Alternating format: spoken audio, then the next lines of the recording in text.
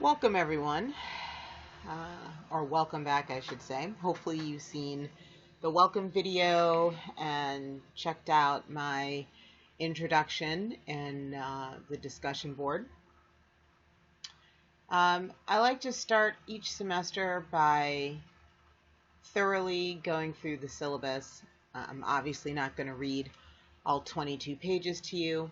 But I do like to highlight some things I think are important, make sure that they're brought to your attention, and then do a quick tour of the Blackboard site. So,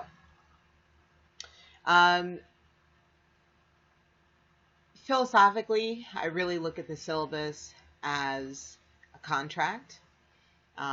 This lets you know what to expect. It lets you know what's required of you. And I think it's important when viewed from that perspective that you be aware what's in it. So please take the time to thoroughly read through this. I'll also note that 98% of what's in this document is also online. Save a tree, don't print this. You can always access it through the Blackboard site, download a copy, keep it in your files. It's a lot of paper to waste for hopefully something you won't need super often. Like I said, the Blackboard site really walks you through the majority of this material. Up top here, my contact information. You're welcome to call my cell if it is an emergency. If you need to reach me quickly, feel free to text. I'm up early, I'm up late, so time isn't so much an issue. If you need to email me, please do not use my Howard email. I do check it, but I don't check it every day.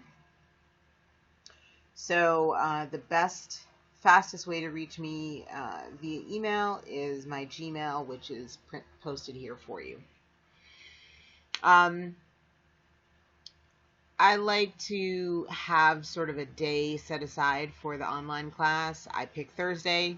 You don't have to do it on Thursday, but that is the date that will start and end assignments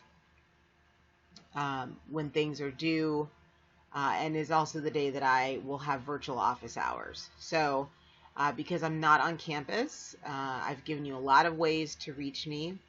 I'm pretty responsive, but I will have virtual office hours, and I'll point this out when reviewing the website, every Thursday from 9:30 to 10:30 p.m. If that time doesn't work for you, I know graduate students are super busy. Feel free to set up an appointment, or we can talk electronically if that suits your purposes. All right, so course overview. I hope everyone is in human behavior and social environment 2.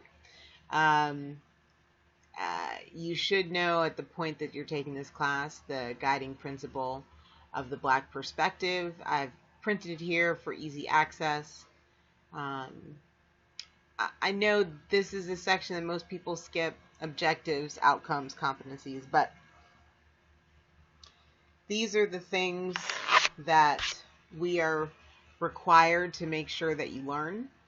How it's connected to the social work education curriculum, and the outcomes that you should expect for yourself. So please take a look-see. And there's a nice chart here that connects the competencies with the course dimensions, that you'll see those competencies and when you will see them. So also super helpful information. Your required text.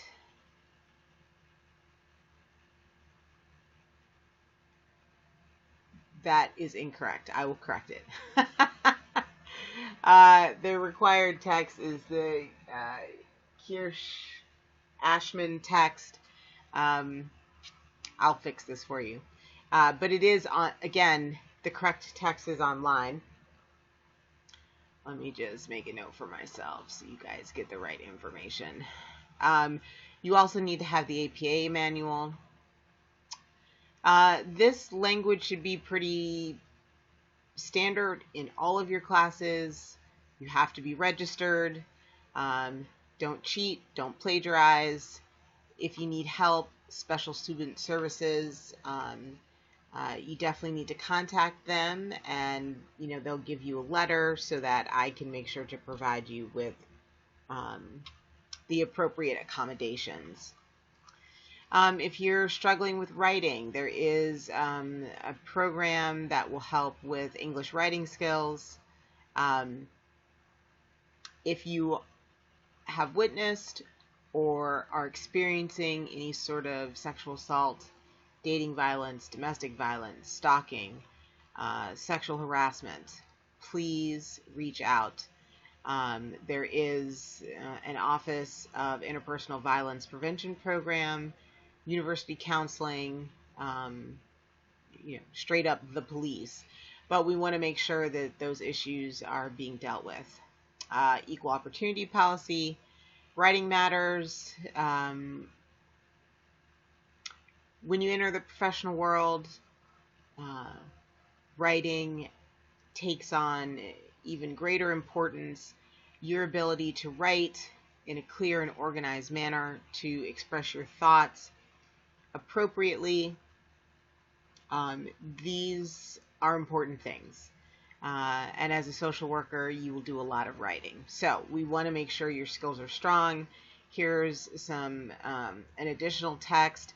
And in terms of formatting, I really encourage you to use this site here, owl.english.purdue.edu.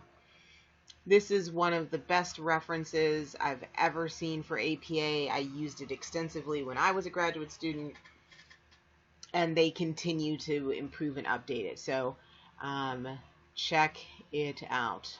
All right. Bottom line, you need to complete your assignments, do them well, and do them on time. And I don't think I'm any stricter than anyone else, but because you have all of the course material for you day one, I do expect you to have the discipline, skills to plan and turn in your work on time. Mutual aid, know somebody else in the class if you need help or have questions. Here are the technical requirements. Pretty much anything in the last 4 or 5 years should be sufficient. But if you click this link right here, it will take you to a website that will check the compatibility of your computer. And obviously, if you're using the iLab, those computers are equipped. So I hope everyone knows, you should know if you're on Blackboard, that this is a completely online class. We'll be using the Blackboard learning environment for our class this year. So, I think the most important thing, the discussion board is not optional. It is the way in which we emulate the classroom experience, the opportunity to discuss, to interact with one another. Your responses should be thoughtful, nuanced, researched, and your replies to your classmate, and you must always reply to 2 classmates, should have that same level and care and attention. Simply saying, I really like your post is not sufficient. If you wonder, is she really going to read them? Yes, I really read them. If you're wondering, is she actually going to count the minimum word counts? Yes, I will. I don't do this to be a stickler, but because this reflects best practice. They've done research. Minimum your entry answer response to my question should be at least 200 words, and each reply should be at least 100 words. Okay, so make sure you read that section carefully. If you miss more than 6 Blackboard discussions, you will fail the class. That is the equivalent of not showing up for half of your face-to-face classes. It's not acceptable. Please do not disregard it. It's an important part of how you learn. Okay, so here this chart will break out the how you'll be measured, the assignments. Essentially, there are 8 mini exams. There are 2 papers. Both of them are group papers. And I know for some people, they're groaning right now. Others are clapping. Working in professional groups is an important part of being a social worker. You will be working not just with your own social work colleagues, psychologists, psychiatrists, medical doctors, various family members, school personnel.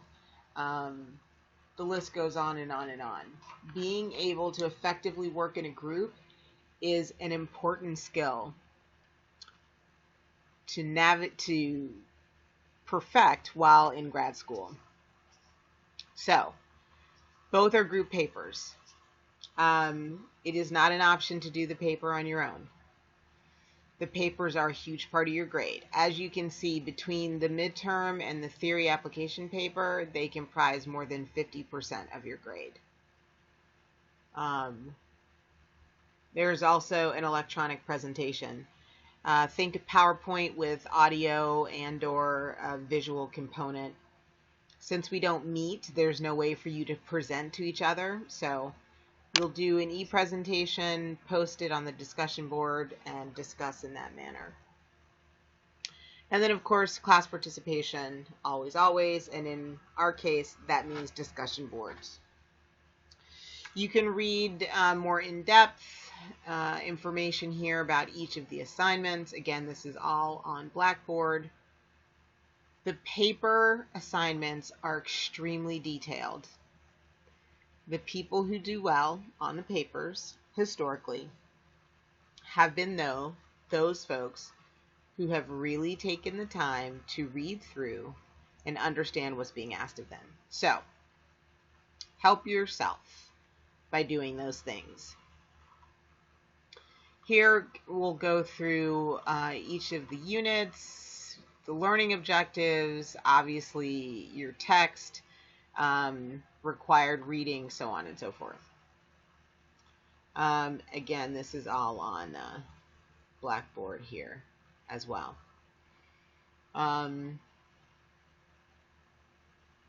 Sorry, I don't know, my word is being goofy here. We're going to just pause. Okay, we're back. So you can take a look at all of the different things we'll be covering. And the most important piece of the syllabus, the course calendar. As you can see, it is extremely detailed.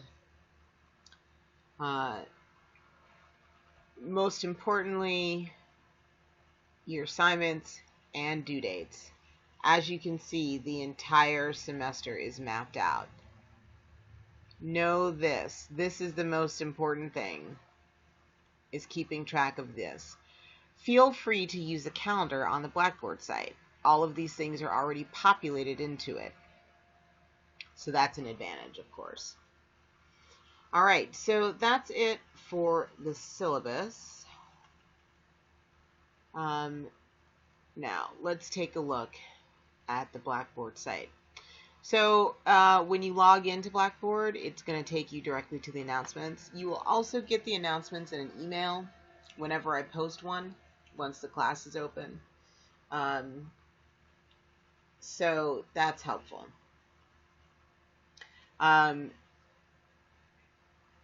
This homepage button is sort of a tracker. It'll show you, like a dashboard, is a better word for it. Your announcements, anything, any task you need to do, Obviously, to have tasks, you need to set tasks unless they were set by me. If anything needs your attention, if anything new has come in, this will probably not, you'll not see much action here because, again, I've already posted all the material for the course, due dates, so on and so forth. So some people like to use it, some don't. You're going to want to start here. A couple little notes and things for you to look at.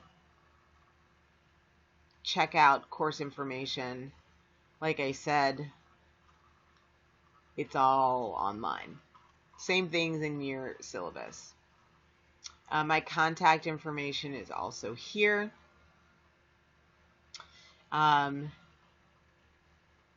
Resources, help, tools, and of course your groups for the semester. As you can see, they are already set up. So when you click in your group, you'll see the names of your group members. You note you also have a group discussion board and then the group assignment turn-in links for the papers only. The electronic presentations go in the discussion board. Only the papers go in the turn-in link here. In your group discussion board, you will see there are already 2 forums pre-populated. These, this is for your topic for your midterm and topic and theories for your final paper. A lot of students in the past have stayed with the same topic from midterm to final. I think that's generally a good strategy. There are a couple times you need to get your topics approved by me. You will post them here along with who is going to be responsible for each of these sections in the paper. It's all here for you. You just have to pop in, respond, and I like to really get you guys moving on the papers quickly. It's hard to coordinate, especially with busy schedules, and the semester at some point just seems to fly by. So take note of that. Discussion board, the much vaunted discussion board. A couple of things here. Again, if you ever forget the requirements for the discussion board, they're posted here at the top. There's a student lounge where you all can talk to one another about various things. You can post anonymously. I do not visit the student lounge, so feel free. If you have a non-urgent question for me, feel free to post it here. I have 2 classes, so I'm on Blackboard. I wouldn't say every day, but often. If it can wait a few days, feel free. I'll get to it. Make sure you post your introductions. You can post a video, you can type, it's up to you. When you get into a discussion board, it will be blank. And what you're going to do is create a thread. Now you can see here that I've already posted my introduction. And you're welcome to leave a reply, but don't reply to this with your own introduction, okay? You always want to create a separate thread when you are posting, and then your colleagues in the class will reply to your thread for their commentary. What else about the discussion board?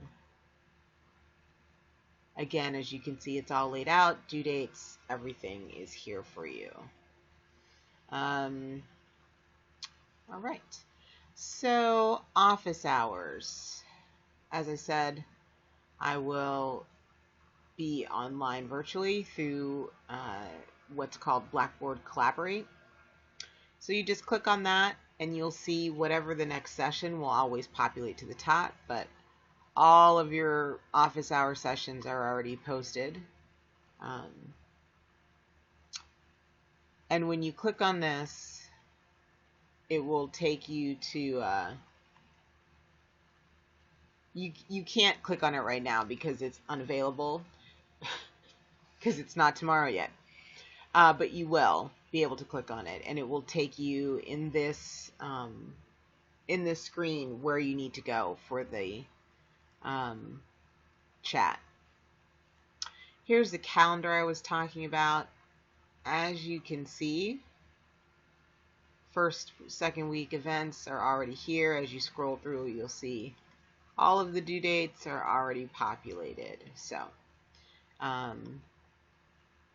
and then the units of study. So, you want to dig in, check these out. Lots of videos to watch, lots of stuff to read, tons of material. Here are your mini exams. They are not visible to you yet. They will always become available at 12:30 on the class day that they are listed. So the way that I work assignments, the discussion boards and your quizzes are all on a 6-day cycle. So for instance, when we have class, let's get to current month, when we have class on Thursday the 22nd, the discussion boards for that week are not due until the 28th. So the Wednesday before your next class is your due date for your assignments. Typically, that's how it will go for the whole semester. That obviously doesn't apply to the papers, but it does reply to the replies to your other classmates' electronic presentation. So you'll have a week for the replies, but the due date for the papers and the presentations is a single day. This is really to give you guys flexibility with your time, but it can also be difficult to plan all of that when you don't have, a hard deadline on the day that you have class. So just sort of be wary of that. So mini exams, and then your written assignments. Another very important section. You will see here, midterm in purple, theory paper in blue. When you click on the link, you'll see this is where you are going to submit your paper. And the guidelines for what you need to do for the paper are here. Same with the theory paper. So what I do in order to ensure that individual contributors get credit in a paper is you will turn in your entire group paper, but each member will also turn in their individual contribution. And in the case, if there's a case where it's clear that some sections of a paper are much better or much worse, I will go then to those individual contributions and evaluate them separately. Okay, so if you're worried that you're going to get in a group and the people aren't going to work to the standard you want, one, I would say encourage your classmates to be better writers by editing and critiquing. But two, you don't have to worry that if somebody does a terrible job and you did a great job, that you will get the same grade that they did. Okay, so don't forget to do that as well when you're turning in your papers. All right, I believe that's it. Over here, if you have not uploaded your picture, please make sure you do that. It's hard enough to do online classes when everyone is an innocuous gray blob. So let us see your face or your dog or, whatever your picture is. Share that with the class. Also, make sure you pop in here. This is the settings for like your Blackboard account. And make sure that the email that Blackboard has for you is the one you actually check. If it is not, please update it. This system relies on a lot of email notifications, and I use it to email students, partially because I don't want to have to log into the Howard site and go into Bison Web to get your email. So please make sure that I can reach you and that the system can reach you so you can get the notifications to keep you on track for the semester. Yes, so I did want to show one thing in particular I think is very, very important. Under resources, there's a ton of stuff for you here. I definitely want everyone to click on the writing tips must read section. And there are 3 documents that I've provided for you. One is what's new with APA 6, which is the newest version. And what I really love about this is that it shows you an entire formal paper with the changes that happened in APA 6. So that's super helpful. I also have another document here that I found from another professor about academic writing and other formal writing. I often see students come to Howard who maybe haven't done formal academic writing, and there are important distinctions. And then my personal pet peeve, except for in the discussion board, nothing you write to submit should be in first person. If you're not sure what that is, not quite sure what I mean, click on the link. It's very informative. All right, I think that's all I've got for now. Looking forward to a great semester, everyone. Take care.